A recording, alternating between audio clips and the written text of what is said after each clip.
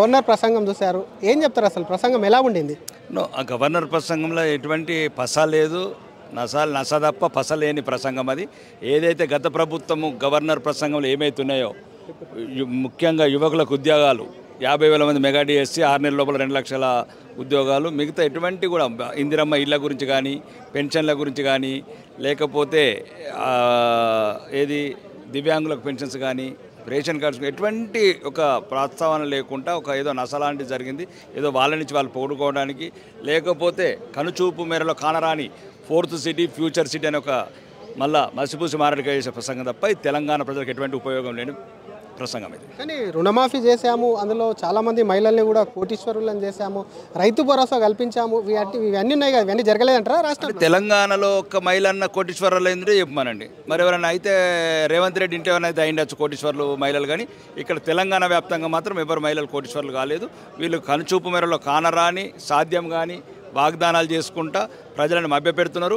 ఈ ప్రసంగంలో అయితే తెలంగాణ ప్రజలకు ఉపయోగపడే ఒక్కటి కూడా ప్రసంగం లేదు. ఏదైనా రేవంత్ రెడ్డి కుటుంబానికి, మరియు ముఖ్యంగా ఈ కాంగ్రెస్ ప్రభుత్వంలో ఉన్న మంత్రులకు, ఎమ్మెల్యేలకు మనకి వచ్చే బడ్జెట్ మాత్రం ఈ 4th సిటీ అనేది వాళ్ళ అవినీతి సొమ్ముకు కబ్జాలు చేసేందుకు, లేకపోతే కొత్త ఒక భ్రమలు కల్పించడానికి ఏర్పాటు చేసిన ఫ్యూచర్ సిటీ. ఏ విధంగా నిలదీస్తారు గవర్నర్ ప్రసంగంపై? ఎందుకంటే దీని మీద చర్చ కూడా ఉండదు, దాని మీద ఎట్లా వెళ్తారు? దాని మీద సమయం వచ్చినప్పుడు గవర్నర్ ప్రసంగం ఇదే మాట్లాడతాము. ఇంతకుముందు చేసిన వాగ్దానాలు ఏంటి, తెలంగాణ ప్రజలకు ఇచ్చిన వాగ్దానాలు ఏంటి, ఇంతవరకు ఆ వాగ్దానాలు ఊసే లేదు, ఇంతవరకు ఒక ఇల్లు కొట్టలేదు, ఒక పెన్షన్ ఇవ్వలేదు, దాని గురించి ఎంత కేటాయిస్తారు దాన్ని చూసిన తర్వాత మాట్లాడతాం. ఇది అసలు రాకేష్ రెడ్డి గారు ఖచ్చితంగా గవర్నర్ చేత అబద్ధాలు మాట్లాడించారు. ఇంకొక ఎమ్మెల్యే ఇటు రామారావు పటేల్ గారు ఒకసారి ఆయనతో కూడా మాట్లాడించే ప్రయత్నం. పటేల్ చూశారు, ప్రసంగం చూశారు, విన్నారు, మీకు ఏమనిపించింది ప్రసంగం చూస్తే? ప్రసంగం చాలా మంచిగా మాట్లాడారు గవర్నర్ గారు.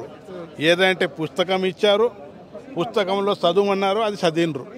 కానీ ఏ పుస్తకంలో రాసింది ఏదైతే ఉంది పచ్చి అబద్ధం ఉంది. పాత ప్రభుత్వం టీఆర్ఎస్ ప్రభుత్వం ఏదైతే చేసింది ఈ ప్రభుత్వం కూడా వాళ్ళ అడుగులని నడుస్తుంది. అబద్ధం మాట్లాడి తెలంగాణ ప్రజలకు మోసం చేసే ప్రభుత్వం టీఆర్ఎస్ ప్రభుత్వం, కాంగ్రెస్ ప్రభుత్వం అని ప్రజలకు తెలుస్తుంది.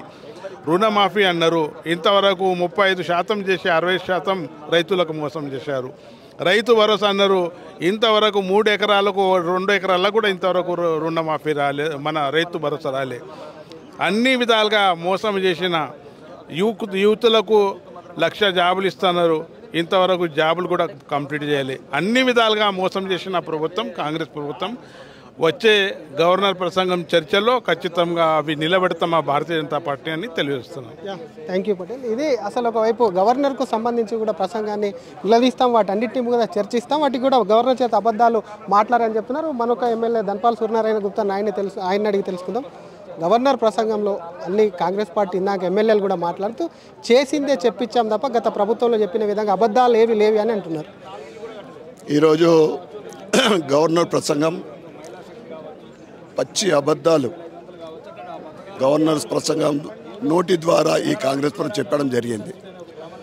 ఈరోజు మేము యువకులకు, మహిళలకు, రైతులకు, అన్ని వర్గాల ప్రజలకు తెలంగాణని గత 14 నెలల కాలంలో అనేక అభివృద్ధులు చేస్తామని గొప్పలు చెప్పుకున్న ప్రభుత్వము మీరు ఏదైతే మహిళలకు 1,00,000 మంది మహిళలకు కోటీశ్వరులు చేస్తా అని చెప్పి ఎంతమంది మహిళలకు 2,500 రూపాయలు ఇచ్చిండ్రో అది కూడా చెప్తే బాగుండే అని మేము అడుగుతూ ఉన్నాం.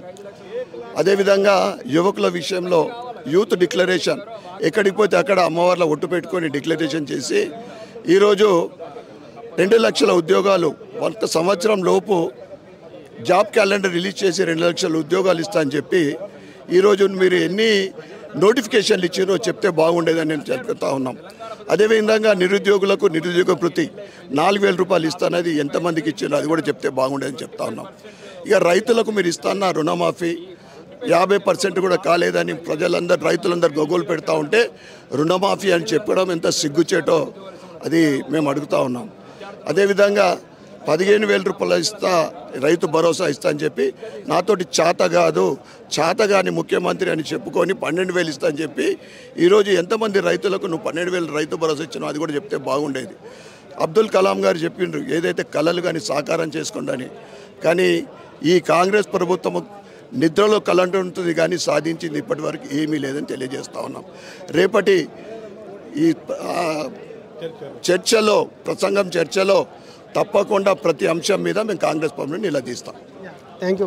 ఇది ఒకవైపు గవర్నర్ ప్రసంగం, గవర్నర్ చేత అన్ని అబద్ధాలే మాట్లాడించారు. వారు చేసినటువంటి రుణమాఫీ కానీ, వారికి ఇచ్చినటువంటి నిధులకు సంబంధించి కానివ్వండి, ఫీ రియంబర్స్మెంట్స్ కానివ్వండి, ఇతర నిధులకు సంబంధించినటువంటి అన్నిటి మీదుగా గవర్నర్ చేత చెప్పించుంటే బాగుంది. అమలు కానటువంటి రుణమాఫీ ఏదైతే ఉందో దాంట్లో అరాకొర చేసి వాటన్నిటి మీద అమలు చేశామని చెప్పడం ఏంటి, వాటన్నిటిపైన కూడా ఒకవైపు రేపు జరగబోయేటటువంటి ధన్యవాద తీర్మానం ఏమైతే అన్నింటిలో కూడా ప్రభుత్వాన్ని నిలదీస్తాం. ఈ ప్రభుత్వం కలలు కంటుంది కాబట్టి ప్రభుత్వం పని అయిపోయిందని చెప్పి బీజేపీ ఎమ్మెల్యేలు పైడి రాకేష్ రెడ్డి, రామారావు పటేల్, అలాగే ధన్పాల్ సూర్యనారాయణ గుప్తా అంటున్నారు. ప్రపంచంలో ఏ మూల ఏ క్షణం ఏం జరుగుతుందో వేగంగా తెలుసుకోవడానికి తొలి వెలుగు వాట్సాప్ ఛానల్ని ఫాలో చేయండి.